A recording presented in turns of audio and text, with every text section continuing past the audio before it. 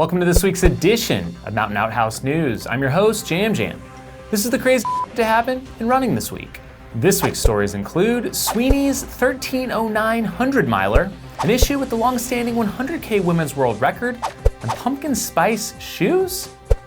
Remember a while back when I called out Strava for their Suunto integrations on mine and others' pages whenever we recorded an activity with our Suunto Spartan Ultra watches?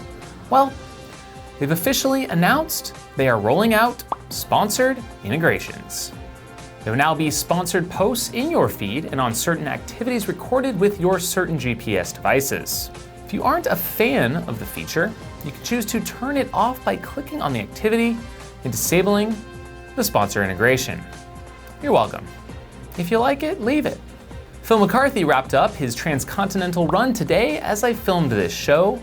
He ran from San Francisco to New York City.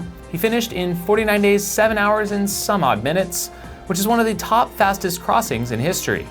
I couldn't honestly exactly find the information on where he falls in the list, but it was a few days behind Pete Kostelnick's fastest known crossing from a couple years back.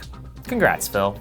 We just saw the fastest 100-mile time of 2018 take place at Illinois' Hennepin 100.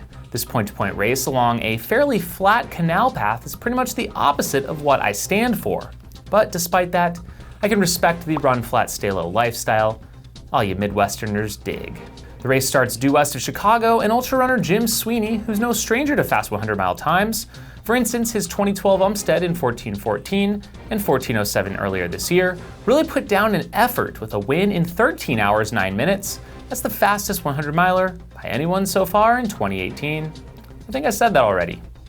Angela Friedman was your ladies winner in 19 hours 29 minutes.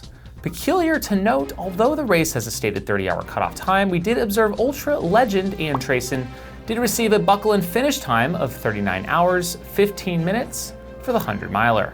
Flagstaff Sky Peaks was just hours away from becoming the Flagstaff Snow Peaks as snow began to fall just as the final 50-mile finishers arrived at the finish line. Snow continued to fall overnight, and there was over 6 inches of accumulation by morning at the finish line. Vince LaRue took the win in a new 50-mile distance that circumnavigates the San Francisco peaks in 10 hours 15 minutes, and Nikki Wren was your women's champ in 13:31. In the 50K, we saw Andy Wacker destroy the course with a win in 4 hours 32 minutes, followed up by Flagstaff local Caleb Schiff about 45 minutes back. Brianna Grigsby won the women's 50K in 6:39, followed up by Jenny Gormley in 7:34. We saw another marvelous Mako marathon performance this past weekend, this time at the Long Beach Marathon, winning in 2:25. And check out that signature finish line limbo. See him return to ultras later this month at the Javelina 100. Boom! World records, they may seem pretty straightforward to us as casual participants and observers of the sport, but there are actually quite a few rules and regulations in place by international governing bodies, and rightly so. We surely want standards when it comes to claiming world best performances. But what happens when those international governing bodies ignore their own rules and ratify a record that does not fulfill the requirements for a world record? Is this even possible, and has it ever happened?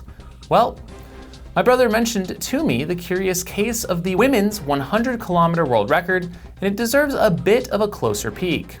According to a press release put out by Ken Young, Andy Milroy, and Riel Hallman, published in 2003, Ann Trayson lost her ratified record, which was set in international competition, was drug tested, and her best was set on a loop course with no separation of the start and finish lines.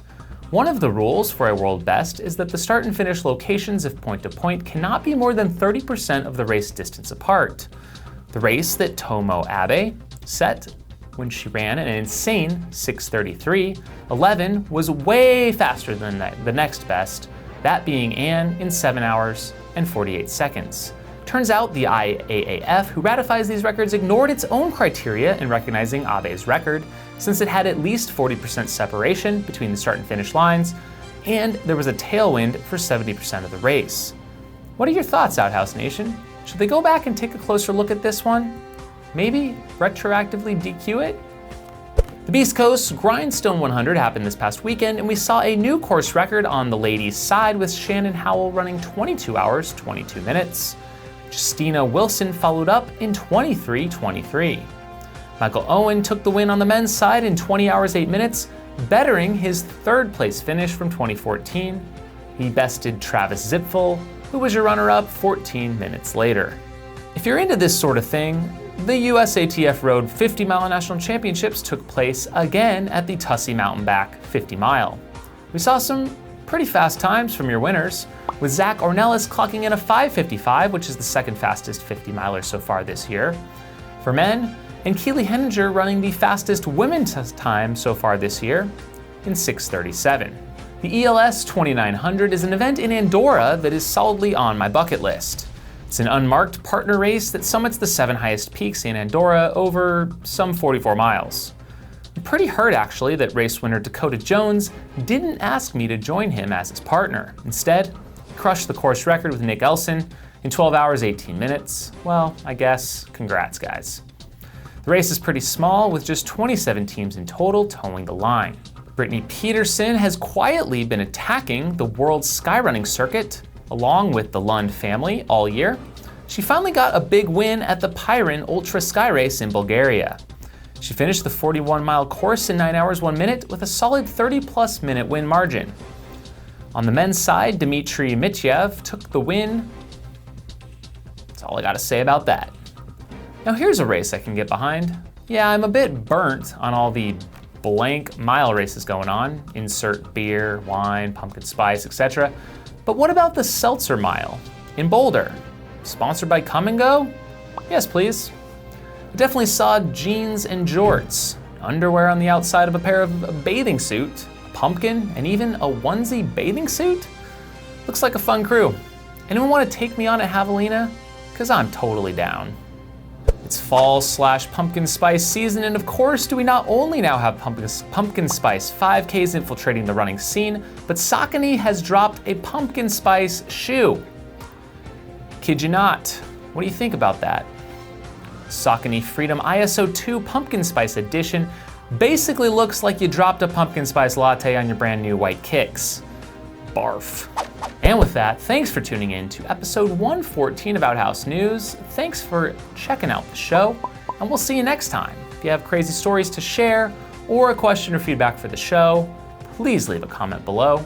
If you'd like to directly support the show financially, consider becoming a Patreon supporter of this channel, or pick up this custom pair of Jam Jam's flamingo sunglasses. Links below. Have a shitty week.